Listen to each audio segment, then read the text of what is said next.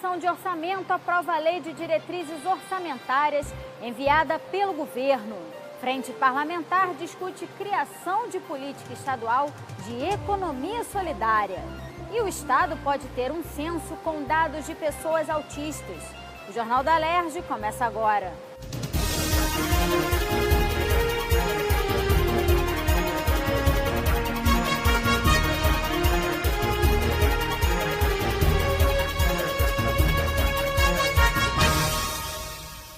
O projeto de lei do governo estadual, que apresenta as diretrizes orçamentárias para o próximo ano, foi apresentado e aprovado durante a audiência da Comissão de Orçamento da Alerj. O documento apresenta um déficit aproximado de 20 bilhões de reais para 2018. O subsecretário-geral da Secretaria Estadual de Fazenda e Planejamento apresentou aos parlamentares da Comissão de Orçamento da Alerj o projeto de lei de diretrizes orçamentárias para 2018. A soma do que foi arrecadado pelo Estado e a soma das despesas previstas resultam em um déficit aproximado de 20 bilhões de reais somente para o próximo ano. O subsecretário explicou que o estado de calamidade financeira decretado em 2016 fez parte dos cálculos apresentados no documento. Já o regime de recuperação fiscal proposto pelo governo do Rio e que é discutido em Brasília não entrou na conta. A possível aprovação deste regime pode melhorar o panorama apresentado. A LDO apresentada para o ano de 2018, ela não levou em consideração o que está sendo discutido lá em Brasília, no regime de recuperação fiscal, porque é uma lei não aprovada. Nós não tínhamos condição legal de levar em consideração o que está sendo discutido em Brasília na proposta da LDO. Nós temos aí para frente, nos 18, 19 e 20, resultados primários negativos e resultados nominais também negativos. Tá? Tudo isso vai mudar com o RRF. Que for aprovado, tem que trazer, colocar numa planilha e ver o impacto, mas é o que existe hoje disponível para o Estado do Rio de Janeiro. Integrante da comissão, o deputado Luiz Paulo enumerou as medidas que estão previstas no regime de recuperação fiscal e que podem gerar novas receitas ao Estado do Rio. A renegociação da dívida do Estado e o novo cálculo dos royalties de petróleo estão entre elas. Há outras receitas. Decisão do ministro Fux, no dia 3, que eu espero que tome, que mande a ANP publicar as novas regras para cálculo do royalty em função da mudança de metodologia que já foi objeto de audiência pública. Ainda a possibilidade de ter modificações também do cálculo do royalty sobre a produção do gás. Ainda dinheiros que foram subtraídos quando dos cálculos do royalty a partir de 2003, porque não consideraram o preço de venda do barril de petróleo no exterior de subsidiárias das nossas concessionárias. E ainda teria para 2018, quiçá, a revisão da Lei Candir. Então tem um bocado de dinheiro aí não previsto, mas vamos aguardar. Presidente da comissão, o deputado Paulo Melo, acredita que somente com a ajuda do governo federal será possível diminuir o rombo financeiro no Estado. Os déficits orçamentários de 2017 e os previstos até 2020 podem chegar a 80 bilhões de reais, quantia 2 vezes maior do que o Estado arrecada em um ano. A Constituição prejudicou o Estado do Rio de Janeiro quando cobra no destino e não na origem.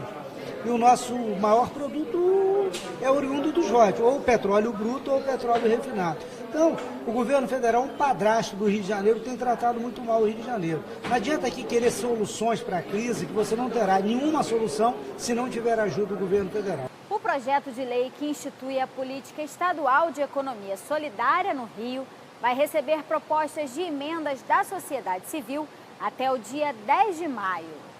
A proposta que visa o desenvolvimento de negócios e redes de economia solidária por meio de programas, projetos e convênios firmados entre a sociedade civil e instituições do poder público foi tema da audiência pública da Frente Parlamentar em Defesa da Economia Solidária da Alerj. A matéria é de autoria do deputado Zaqueu Teixeira, que se inspirou em iniciativas dos estados de Santa Catarina, Bahia, Alagoas, Pará, Rio Grande do Sul e Espírito Santo. Entendo que você no Estado tem que ter uma política, né, de economia solidária que possa, de fato, criar diretrizes, entender que temos que ter conselho, pegar a normativa existente, as leis existentes e fazer com que elas possam ser bem compreendidas.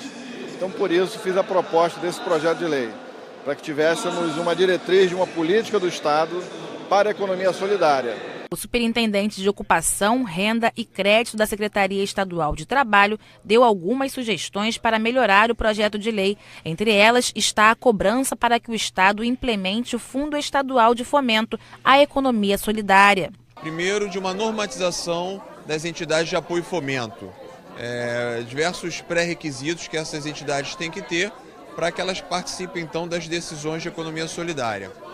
A questão da renda, né, de você conseguir, através de apoio e de fomento, de linhas de crédito para os empreendedores solidários. Acho que é fundamental porque, sem recurso, fica difícil escoar os produtos e capacitar os empreendedores solidários.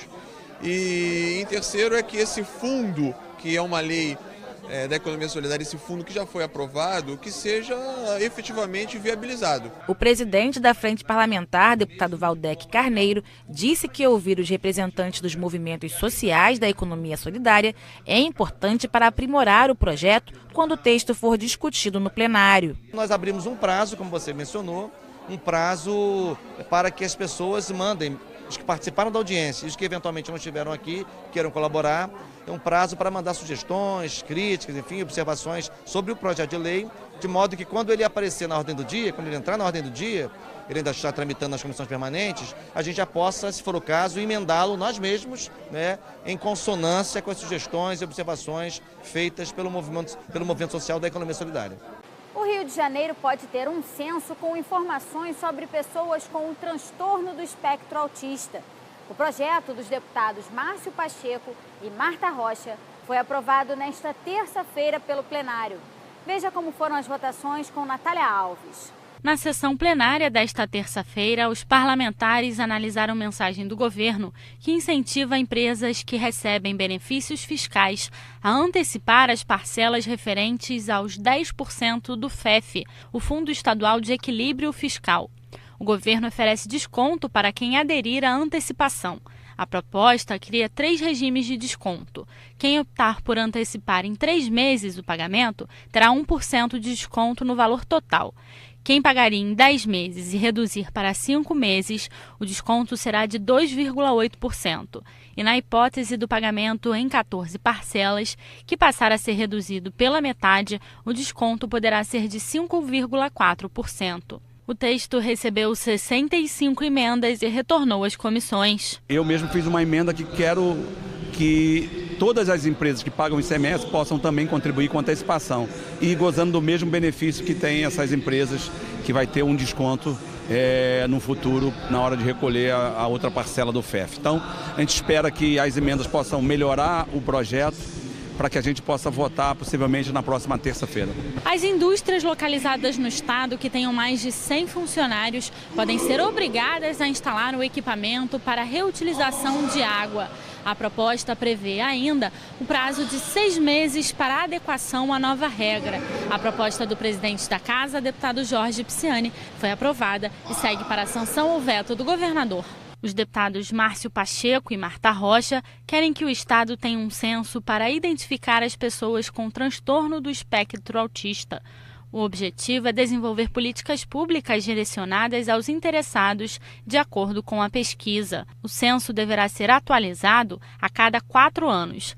A matéria foi aprovada e depende da sanção do governador para se tornar lei. Se eu não conheço o cenário em que essas pessoas, em particular as crianças, estão inseridas, não é possível que eu faça uma projeção de uma política pública. Então, na verdade, conhecer a informação para entender o presente e projetar o futuro. As concessionárias e revendedoras de veículos usados deverão fornecer o histórico desde o primeiro emplacamento até o ato da venda. O projeto prevê um prazo de 3 meses para a adaptação à nova regra. A proposta do deputado Chiquinho da Mangueira foi aprovada em segunda discussão. Os postos de distribuição de remédios da rede pública de saúde e as farmácias particulares deverão mostrar em um quadro todos os medicamentos distribuídos gratuitamente que estejam disponíveis.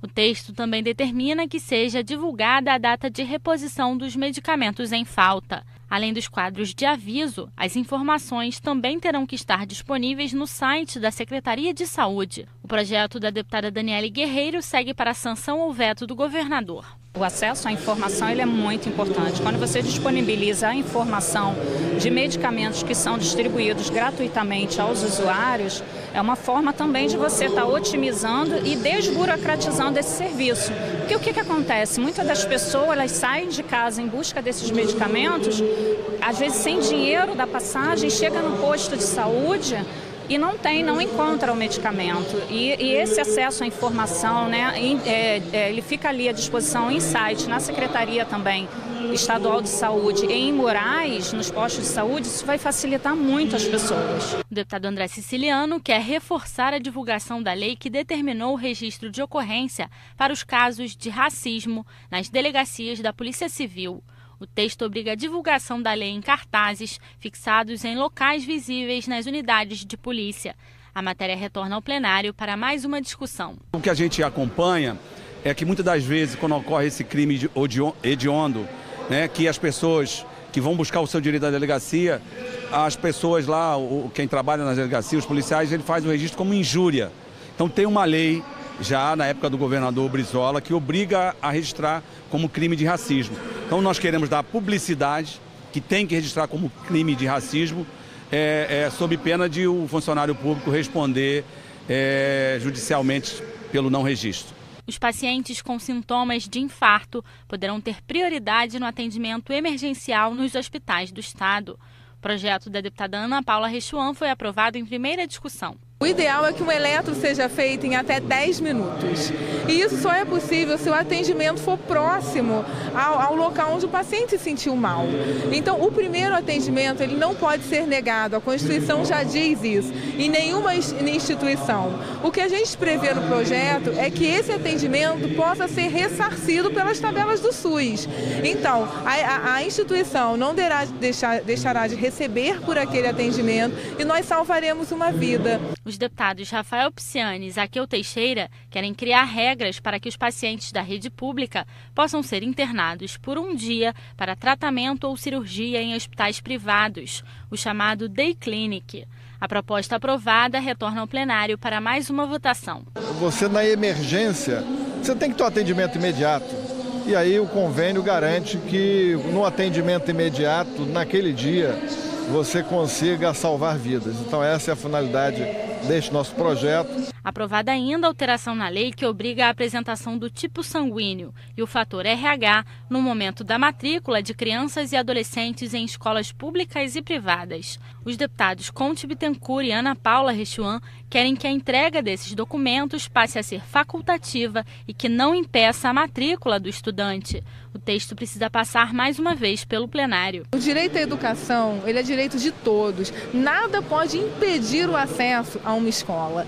E o que a gente vê é que, por conta de uma burocracia, de leis que existem, existe a exigência que a criança leve o tipo sanguíneo e o fator RH, muitas das vezes anualmente, para que ela possa fazer a renovação da sua matrícula, sendo que o tipo sanguíneo e o fator RH, primeiro, não muda. Você nasce com ele e morre com ele. E segundo, que ele não pode ser uma condição para a matrícula. A criança é matriculada, se vê a necessidade que ela nunca fez esse fator RH, a escola vai orientar a realização e uma vez feito aquele exame, a sua mão não precisa ser repetido, mas que isso possa ser feito depois com calma, já com a criança dentro da escola. Os candidatos ao cargo de investigador da Polícia Civil passarão a ter que ter diploma de curso superior.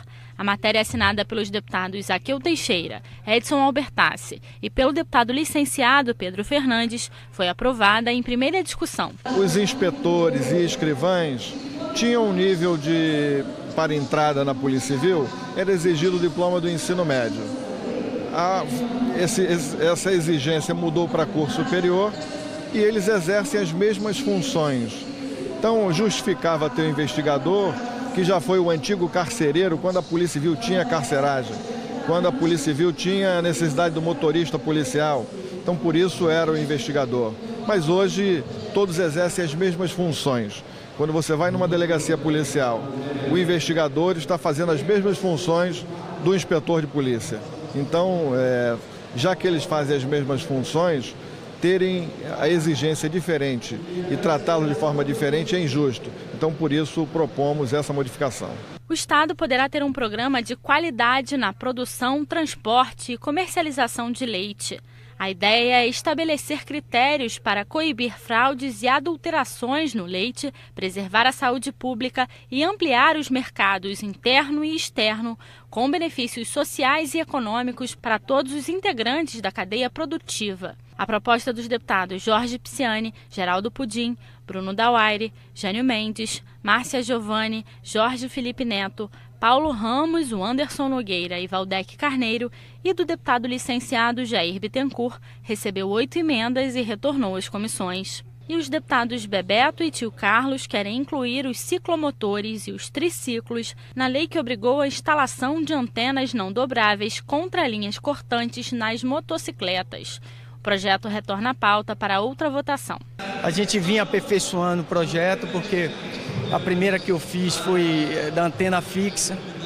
E aí eles conversaram comigo e a gente vem aperfeiçoando o projeto e colocamos a antena retrátil, né, que ele vai poder guardar a moto não vai ter esse problema todo, né, porque com a antena fixa ficava mais difícil dele guardar as suas motos, né. Então foi isso, o objetivo foi esse, de salvar vidas, que é o nosso bem maior. Hoje é um avanço, espero que no nosso estado a gente possa dizer não à linha chilena, sim às antenas, porque quando descumprida a linha chilena, a gente tem que ter a antena para salvar a vida dos nossos motociclistas. O Jornal da Alerj fica por aqui. Você pode acompanhar a programação também em nosso site e pelas redes sociais. TV Alerj, o canal do povo fluminense. Até amanhã.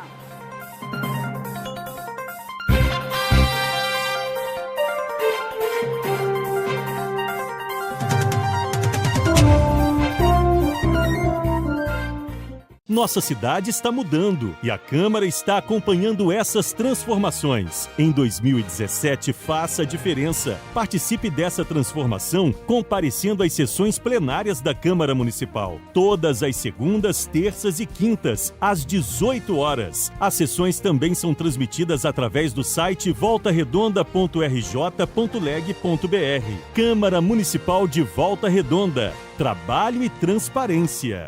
Muitos não entendem por que tanta dedicação, horas sem dormir, festas que você acaba curtindo em casa. Afinal, ser médico é um desafio.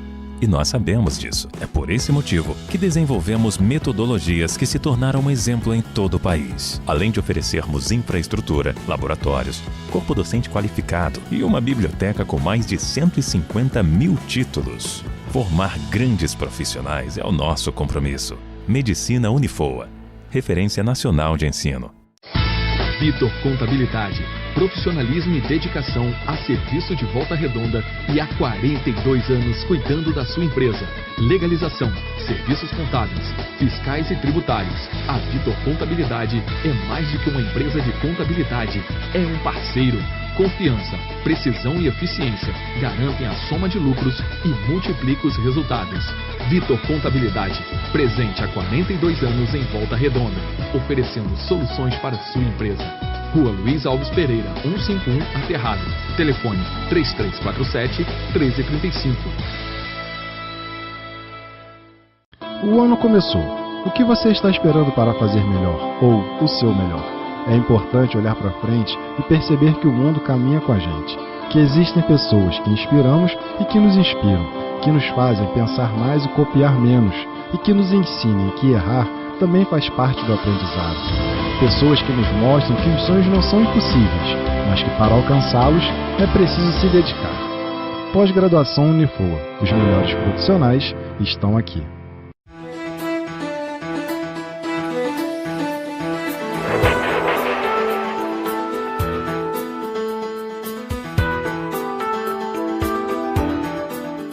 Na Na sessão plenária desta terça-feira, os parlamentares analisaram mensagem do governo que incentiva empresas que recebem benefícios fiscais a antecipar as parcelas referentes aos 10% do FEF, o Fundo Estadual de Equilíbrio Fiscal.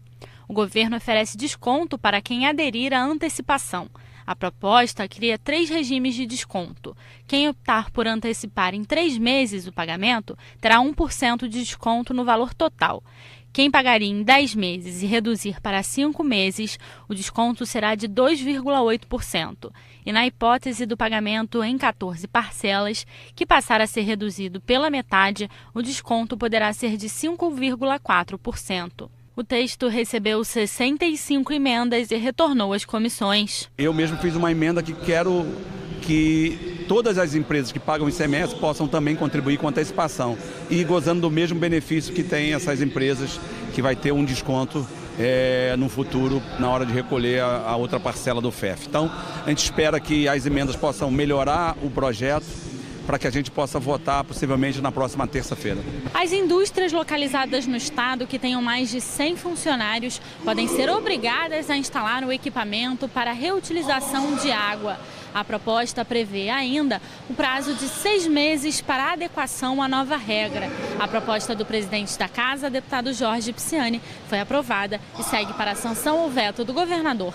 Os deputados Márcio Pacheco e Marta Rocha querem que o estado tenha um censo para identificar as pessoas com transtorno do espectro autista. O objetivo é desenvolver políticas públicas direcionadas aos interessados, de acordo com a pesquisa. O censo deverá ser atualizado a cada 4 anos. A matéria foi aprovada e depende da sanção do governador para se tornar lei. Se eu não conheço o cenário em que essas pessoas, em particular as crianças, estão inseridas, não é possível que eu faça uma projeção de uma política pública. Então, na verdade, conhecer a informação para entender o presente e projetar o futuro. As concessionárias e revendedoras de veículos usados deverão fornecer o histórico desde o primeiro emplacamento até o ato da venda. O projeto prevê um prazo de 3 meses para a adaptação à nova regra. A proposta do deputado Chiquinho da Mangueira foi aprovada em segunda discussão. Os postos de distribuição de remédios da rede pública de saúde e as farmácias particulares deverão mostrar em um quadro todos os medicamentos distribuídos gratuitamente que estejam disponíveis. O texto também determina que seja divulgada a data de reposição dos medicamentos em falta. Além dos quadros de aviso, as informações também terão que estar disponíveis no site da Secretaria de Saúde. O projeto da deputada Daniele Guerreiro segue para a sanção ou veto do governador. O acesso à informação ele é muito importante. Quando você disponibiliza a informação de medicamentos que são distribuídos gratuitamente aos usuários, é uma forma também de você estar otimizando e desburocratizando esse serviço. Porque o que acontece? Muitas das pessoas elas saem de casa em busca desses medicamentos, às vezes sem dinheiro da passagem, chega no posto de saúde e não encontra o medicamento. E esse acesso à informação, né, ele fica ali à disposição em site, na Secretaria também Estadual de Saúde e em murais, nos postos de saúde, isso vai facilitar muito as pessoas. O deputado André Siciliano quer reforçar a divulgação da lei que determinou o registro de ocorrência para os casos de racismo nas delegacias da Polícia Civil. O texto obriga a divulgação da lei em cartazes fixados em locais visíveis nas unidades de polícia. A matéria retorna ao plenário para mais uma discussão. O que a gente acompanha é que muitas das vezes, quando ocorre esse crime hediondo, né, que as pessoas que vão buscar o seu direito da delegacia, as pessoas lá, quem trabalha na delegacia, os policiais, ele faz o registro como injúria. Então tem uma lei já na época do governador Brizola que obriga a registrar como crime de racismo. Então nós queremos dar publicidade, que tem que registrar como crime de racismo, sob pena de o funcionário público responder judicialmente pelo não registro. Os pacientes com sintomas de infarto poderão ter prioridade no atendimento emergencial nos hospitais do estado. O projeto da deputada Ana Paula Rechuan foi aprovado em primeira discussão. O ideal é que um eletro seja feito em até 10 minutos. E isso só é possível se o atendimento for próximo ao local onde o paciente se sentiu mal. Então, o primeiro atendimento ele não pode ser negado, a Constituição já diz isso, em nenhuma instituição. O que a gente prevê no projeto é que esse atendimento possa ser ressarcido pelas tabelas do SUS. Então, a instituição não deixará de receber por aquele atendimento e nós salvaremos uma vida. Os deputados Rafael Pisciani e Zaqueu Teixeira querem criar regras para que os pacientes da rede pública possam ser internados por um dia para tratamento ou cirurgia em hospitais privados, o chamado Day Clinic. A proposta aprovada retorna ao plenário para mais uma votação. Você, na emergência, você tem que ter um atendimento imediato. E aí o convênio garante que no atendimento imediato, naquele dia, você consiga salvar vidas. Então essa é a finalidade deste nosso projeto. Aprovada ainda a alteração na lei que obriga a apresentação do tipo sanguíneo e o fator RH no momento da matrícula de crianças e adolescentes em escolas públicas e privadas. Os deputados Conte Bittencourt e Ana Paula Rechuan querem que a entrega desses documentos passe a ser facultativa e que não impeça a matrícula do estudante. O texto precisa passar mais uma vez pelo plenário. O direito à educação, ele é direito de todos. Nada pode impedir o acesso a uma escola. E o que a gente vê é que, por conta de uma burocracia, de leis que existem, existe a exigência que a criança leve o tipo sanguíneo e o fator RH, muitas das vezes anualmente, para que ela possa fazer a renovação da sua matrícula, sendo que o tipo sanguíneo e o fator RH, primeiro, não muda. Você nasce com ele e morre com ele. E segundo, que ele não pode ser uma condição para a matrícula. A criança é matriculada, se vê a necessidade de que ela nunca fez esse fator RH, a escola vai orientar a realização e uma vez feito aquele exame, a sua mão não precisa ser repetido, mas que isso possa ser feito depois com calma, já com a criança dentro da escola. Os candidatos ao cargo de investigador da Polícia Civil passarão a ter que ter diploma de curso superior. A matéria assinada pelos deputados Zaqueu Teixeira, Edson Albertassi e pelo deputado licenciado Pedro Fernandes foi aprovada em primeira discussão. Os inspetores e escrivães tinham um nível para entrada na Polícia Civil, era exigido o diploma do ensino médio. Essa exigência mudou para curso superior e eles exercem as mesmas funções. Então, justificava ter um investigador que já foi o antigo carcereiro quando a Polícia Civil tinha carceragem, quando a Polícia Civil tinha a necessidade do motorista policial. Então, por isso era o investigador. Mas hoje, todos exercem as mesmas funções. Quando você vai numa delegacia policial, o investigador está fazendo as mesmas funções do inspetor de polícia. Então, já que eles fazem as mesmas funções, terem a exigência diferente e tratá-los de forma diferente é injusto. Então, por isso, propomos essa modificação. O Estado poderá ter um programa de qualidade na produção, transporte e comercialização de leite. A ideia é estabelecer critérios para coibir fraudes e adulterações no leite, preservar a saúde pública e ampliar os mercados interno e externo, com benefícios sociais e econômicos para todos os integrantes da cadeia produtiva. A proposta dos deputados Jorge Pisciani, Geraldo Pudim, Bruno Dauaire, Jânio Mendes, Márcia Giovanni, Jorge Felipe Neto, Paulo Ramos, o Anderson Nogueira e Valdec Carneiro, e do deputado licenciado Jair Bittencourt, recebeu 8 emendas e retornou às comissões. E os deputados Bebeto e Tio Carlos querem incluir os ciclomotores e os triciclos na lei que obrigou a instalação de antenas não dobráveis contra linhas cortantes nas motocicletas. O projeto retorna à pauta para outra votação. A gente vinha aperfeiçoando o projeto porque a primeira que eu fiz foi da antena fixa. E aí eles conversaram comigo e a gente vem aperfeiçoando o projeto e colocamos a antena retrátil, né, que ele vai poder guardar a moto não vai ter esse problema todo, né, porque com a antena fixa ficava mais difícil de ele guardar as suas motos, né. Então foi isso, o objetivo foi esse, de salvar vidas, que é o nosso bem maior. Hoje é um avanço, espero que no nosso estado a gente possa dizer não à linha chilena, sim às antenas, porque quando descumprida a linha chilena, a gente tem que ter a antena para salvar a vida dos nossos motociclistas. No expediente final, o deputado Carlos Osório defendeu a intervenção federal para o estado. Eu não vejo alternativa que não seja uma intervenção federal. Intervenção federal é urgente no Rio de Janeiro para que a ordem possa ser reestabelecida e o funcionamento do Estado volte a acontecer.